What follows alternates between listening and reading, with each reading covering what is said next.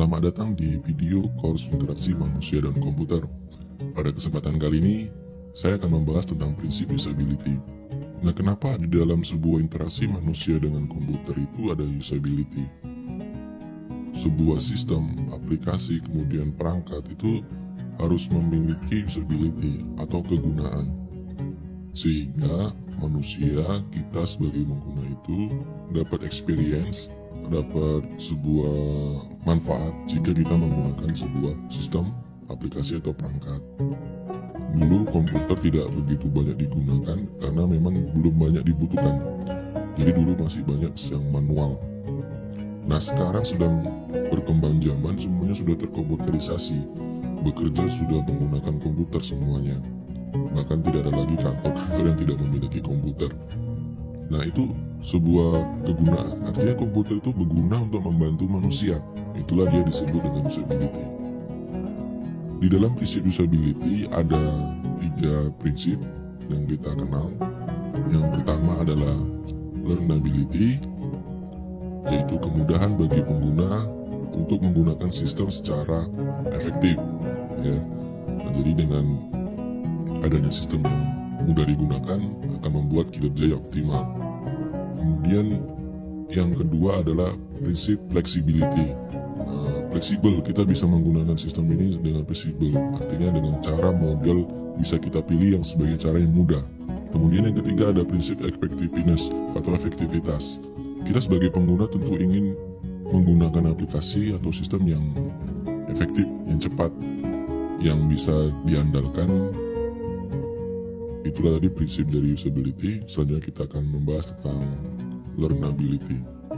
Learnability itu merupakan kemudahan di mana sebuah sistem, aplikasi, atau perangkat lunak, ataupun produk itu dapat dipahami dan digunakan dengan mudah oleh pengguna. Kenapa learnability ini sangat penting?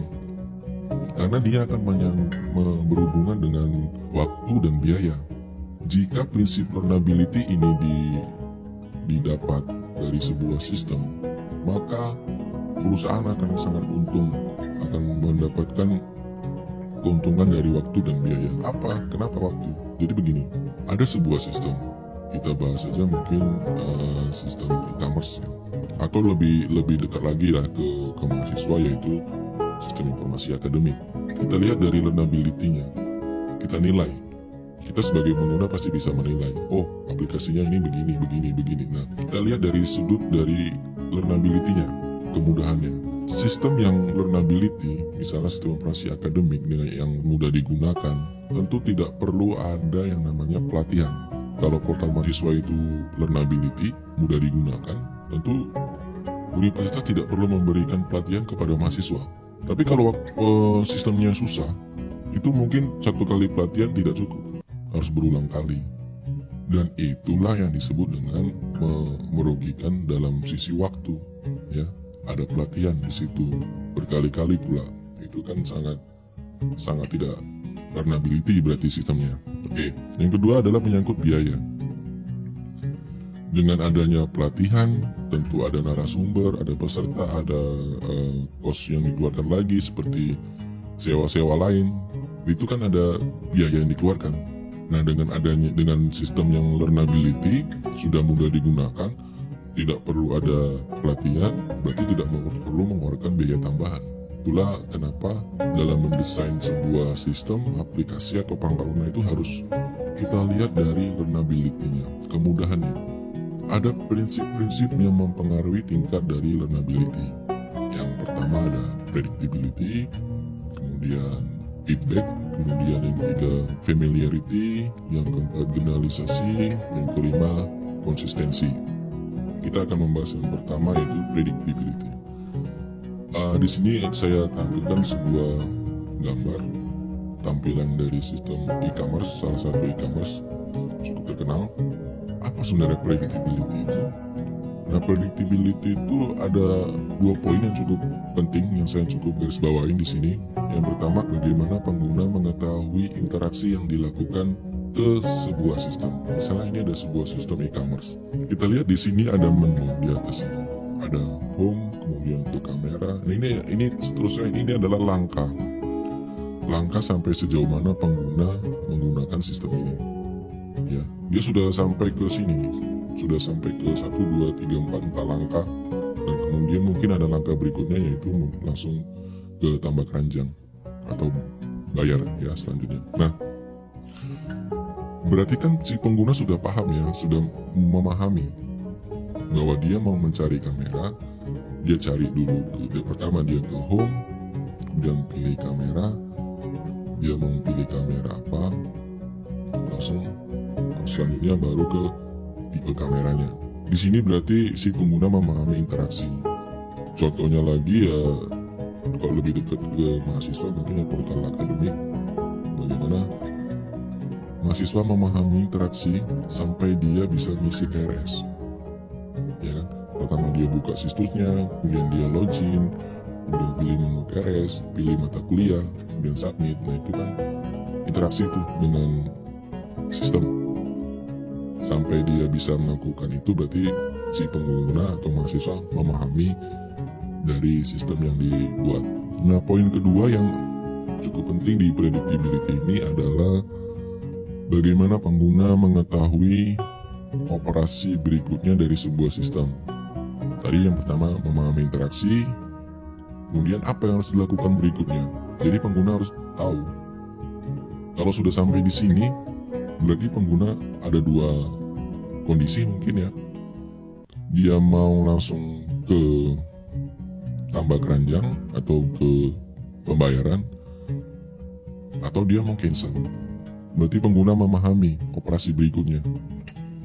Nah, kalau ada sistem yang sudah kita pahami seperti itu, berarti itu namanya sistemnya predictability. Sudah dapat diprediksi.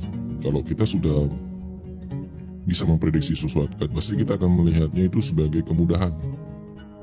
Prinsip kedua yang mempengaruhi learnability adalah feedback. Feedback itu merupakan seberapa jauh pengguna mengetahui akibat dari suatu interaksi.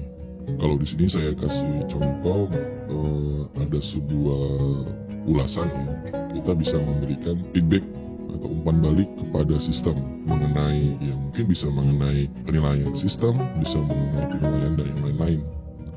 Kalau di sini ada contohnya di dalam e-commerce mungkin penilaian produk. Nah, kita bisa memasukkan feedback, kita klik di sini langsung kirim. Kemudian prinsip learnability yang ketiga adalah familiarity atau familiar, populer ya.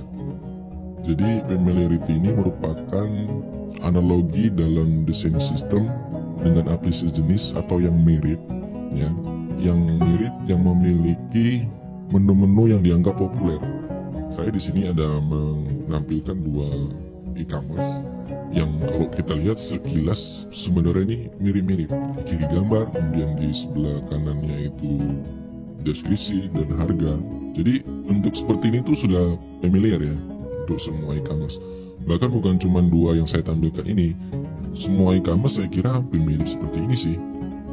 Generalizability yaitu merupakan perluasan pengetahuan dalam interaksi tertentu untuk digunakan dalam sebuah sistem yang baru. Biasanya ini dipengaruhi oleh standar dan panduan yang umum yang digunakan ataupun standar umum. Kelima adalah konsistensi. Konsistensi ini berarti dia konsisten menggunakan menu ataupun istilah ataupun sampai ke ukuran. Misalnya begini, kita lihat di sini. Kalau kita lihat di sini ada judul. Semua judul walaupun nanti barangnya berbeda, pasti tampilannya seperti ini. Ya, ukuran fontnya segitu. Warna fontnya hitam. Kemudian bentuk fontnya bold. Semua barang nanti akan tampilnya seperti ini. Makanya sistem itu harus konsistensi dalam membuat desainnya. Kita masuk ke yang kedua. Tadi learnability kita sudah bahas, ada 5 tadi prinsip-prinsip yang mempengaruhi learnability. Kemudian kita masuk ke flexibility. Flexibility itu jika sebuah sistem itu nanti fleksibel, itu akan memungkinkan untuk melakukan tugas dengan berbagai alternatif atau cara atau metode. 5 prinsip yang mempengaruhi dari tingkat flexibility. Yang pertama ada dialog inisiatif. Ya, saya yang pertama adalah dialog inisiatif. Saya ada menampilkan sebuah dialog ketika kita mau menutup aplikasi pengolahan data, yaitu Microsoft Excel di sini contohnya. Nah, di sini kita dikasih dialog, apakah kita mau menyimpan atau kita tidak mau menyimpan, atau kita cancel. Nah, jadi di sini si pengguna lah yang memutuskan. Kemudian yang kedua adalah multi-threading. Multi-threading ini merupakan sebuah kemampuan sistem untuk mendukung interaksi pengguna dalam melakukan lebih dari satu pekerjaan pada satu waktu yang sama. Kemudian yang ketiga adalah task migratability, yaitu merupakan kemampuan untuk melakukan migrasi baik berupa data ataupun hasil proses ke aplikasi lain. Nah, ini banyak sih contohnya. Yang saya kasih di sini adalah mungkin yang sering kita gunakan, yaitu WhatsApp web. Yang awalnya kita pasti menggunakan WhatsApp di smartphone atau di handphone. Kemudian dengan berkembangnya teknologi bisa digunakan di web, dan sekarang bahkan sudah bisa di aplikasi desktop. Ya, di aplikasi Comstar kita bisa menginstalnya. Nah, ketika kita melakukan migrasi itu, kita mendapatkan data yang sama. Datanya juga akan ikut migrasi. Prosesnya juga sama. Ketika kita mau men-send message, pesan ke orang lain juga sama caranya. Di situ juga bisa menjawab pesan, bisa forward, bisa replay, dan lain-lain. Sama. Itulah migrasi. Substitutivity, yaitu sebuah perintah yang dapat diganti dengan padanan lain. Contohnya penyediaan shortcut atau icon. Nah, contoh yang paling jelas kita lihat adalah di desktop komputer. Ya, di situ ada banyak shortcut. Customizability, yaitu desain yang dapat dimodifikasi oleh pengguna secara adaptif atau sesuai dengan tujuan utama masing-masing. Ya, contohnya pengaturan toolbar dan letak icon. Dan yang ketiga adalah effectiveness atau efektivitas. Nah, ada 4 prinsip yang mempengaruhi tingkat dari efektivitas. Yang pertama, observability, yaitu merupakan pengguna dapat melakukan observasi pendahuluan sebelum benar-benar melakukan proses yang sesungguhnya. Misalnya begini, kita ada sebuah situs atau sebuah sistem. Ketika kita menjalankan pertama kalinya, itu ada yang namanya tour. Biasanya ada sebuah tour atau langkah yang dijalankan secara otomatis oleh sistem. Di saat itu kita melakukan observasi. Oh, berarti sistemnya seperti ini. Kedua adalah recoverability. Kita bisa melakukan recovery atau koreksi jika pengguna melakukan kesalahan. Responsive, yaitu merupakan kinerja sistem yang mampu menerima tindakan pengguna dengan stabil.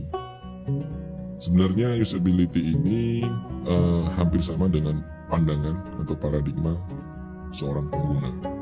Sampai di sini dulu video pembelajaran kita tentang usability. Sampai jumpa pada video berikutnya. Terima kasih.